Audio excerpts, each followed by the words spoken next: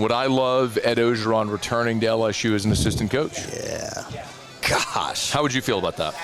By the way, just real quick, Ed Orgeron was a guest on ESPN Radio on Sportsmanlike. This was several weeks ago. He was asked by Evan Cohen if a certain coach, not referencing Lane Kiffin, were to get the LSU job, would he come back as an assistant? Plate Muse? If someone specifically became the head coach, would you be willing to be his assistant? And that someone is someone you've been close with and worked with, Lane Kiffin. Would you ever go back to be an assistant? Yeah, I'd consider it. I love LSU. I still got my home in Baton Rouge. Yeah, I love when I coached with Coach Miles, being the defensive line coach. I love the Tigers, and I'm getting back to coaching. For sure, I consider it, no doubt. So Matt Zenitz of CBS Sports reported that if or when Lane Kiffin's hired at LSU, that LSU is open to Orgeron being a part of Kiffin's staff. Now, I'll say this. LSU will most likely give Lane Kiffin carte blanche to do what he wants on his staff. Like, they're not going to force anyone upon him, and if there's someone he wants to bring in, they'll let him. If that's Ed Orgeron, if Lane Kiffin wants Ed Orgeron on his staff as a defensive line coach, recruiting coordinator, of course they'll do it. What do you think? I want you to picture this staff for a minute. Ready? Lane's the head coach. Yep. He's going to be fun. We went over my criteria for a head coach. You remember this. My first one was I want him to make me laugh. I want him to make me smile during interviews, and I think Lane's going to do that. So I don't know, dude. He's not good on the microphone. He's great on Twitter. He's not good on the microphone. Okay, well, then he'll make me smile there. Okay. So Lane's your head coach. Assistant head coach, running backs coach, Frank Wilson. Great recruiter. Great guy in the living room. Lane can recruit. Coach O, D-line coach, recruiter. Corey Raymond, defensive backs coach, recruiter. Yep. I mean, Baker's probably not going to be back, but you got the guy from Ole Miss. Pete Golding. Pete Golding, who's a guy. You've got 1, 2, 3, 4 lights-out recruiters on one staff. Now, can O coach defensive line? I think so. I think he's pretty good at that. Yep. Can he recruit?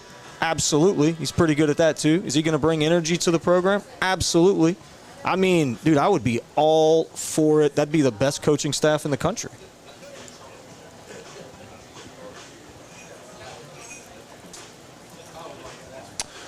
I'm probably going to surprise a lot of people when I say this.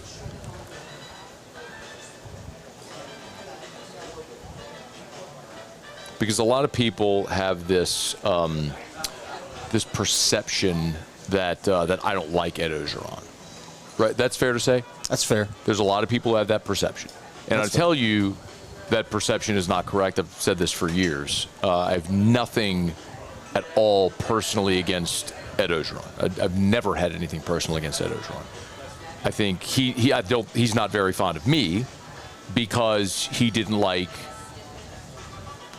the opinions I had of him as the head coach at LSU, and those were things that I just tell you always. I'll be honest. I'm never going to lie to you. I'm never going to BS you. I'm going to tell you what I think, and that professionally cost me a lot. I mean, there was a time, I don't mind saying this now, but there was a time where I was blacklisted at LSU. Joe Oliva would not let anyone within the athletic department come on my show. I mean, That's right. They were told, you cannot go. Like, I had no access to anything. I remember when Joe Oliva was fired and Scott Woodward was hired, I went to that press conference, and there was someone within LSU athletics that came and said, "Welcome back." Oh, wow. I never went on air and talked about this because it didn't serve anybody. I would absolutely welcome Ed Orgeron back on Lane Kiffin's staff. Oh, wow. Like, he is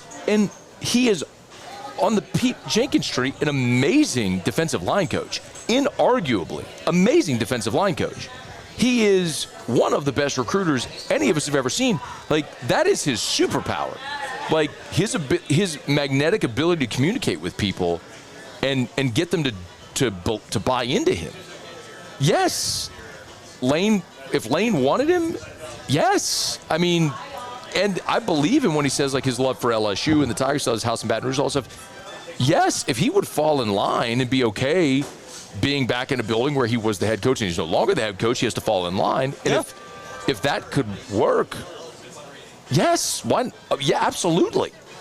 I mean, I get where he is. Where look, his final. I think, as I understand, his final buyout payment is next month. Is December.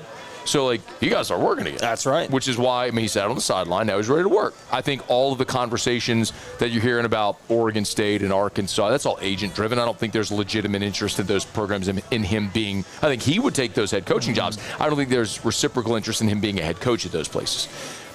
But as a position coach at LSU on Lane Kiffin's staff, you kidding? You want to talk about bringing, like, vibes and swagger and energy and physicality and that type of emotion back to LSU football? What you just said? Come on, Kiffin, man. Frank Wilson, Ed Orgeron, like, hell yeah. Corey.